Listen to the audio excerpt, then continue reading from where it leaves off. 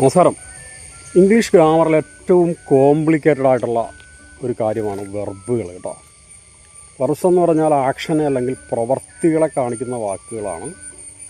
പ്രവർത്തികൾ രണ്ട് തരത്തിലുണ്ട് കേട്ടോ. ഒന്ന് ട്രാൻസിറ്റീവ് വെർബുകളും ഇൻട്രാൻസിറ്റീവ് വെർബുകളും.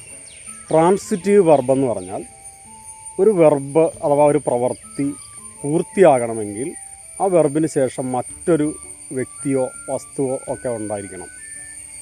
ഉദാഹരണം പറയാം. He rights A letter. അയാൾ ഒരു കത്തെഴുതുന്നു. എഴുതുന്നു അഥവാ റൈറ്റ്സ് എന്നുള്ളതാണ് അവിടെ വെർബ്. ഹി എന്നുള്ളതാണ് സബ്ജക്റ്റ്, പ്രവൃത്തി ചെയ്തയാൾ. അപ്പോൾ വാട്ട് ഡസ് ഹി റൈറ്റ്? അയാൾ എന്ത് എഴുതുന്നു? A letter. അപ്പോൾ എഴുതുന്നു എന്നുള്ള വെർബിന് ശേഷം എന്ത് എന്ന് ചോദിക്കുമ്പോൾ കിട്ടുന്ന ഉത്തരമാണ് ഒബ്ജക്റ്റ്. ഒബ്ജക്റ്റുള്ള വെർബുകളെയാണ് നമ്മൾ ട്രാൻസിറ്റീവ് എന്ന് പറയുക. She played chess. അവൾ ചെസ്സ് കളിച്ചു.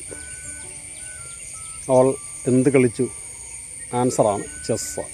ചെസ്സ് ഒബ്ജക്റ്റും പ്ലേഡ് എന്നുള്ളത് ട്രാൻസിറ്റീവ് വെർബുമാണ്.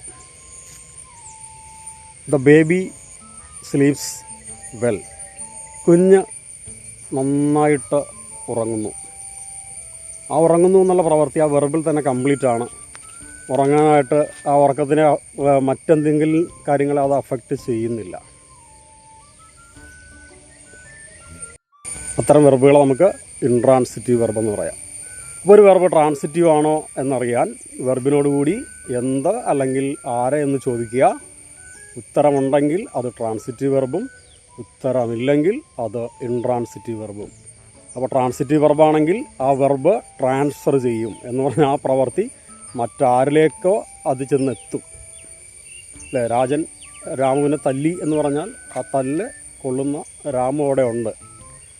അപ്പോൾ മറ്റാരെങ്കിലും അല്ലെങ്കിൽ മറ്റേതെങ്കിലും വസ്തുക്കളെ അഫക്റ്റ് ചെയ്യുന്ന വെർബുകളെ അഥവാ പ്രവർത്തികളെയാണ് നമ്മൾ ട്രാൻസിറ്റീവ് എന്ന് പറയുക. അപ്പോൾ നിങ്ങളൊക്കെ ഒന്ന് സെർച്ച് ചെയ്ത് കണ്ടുപിടിക്കട്ടോ. Good day, happy day.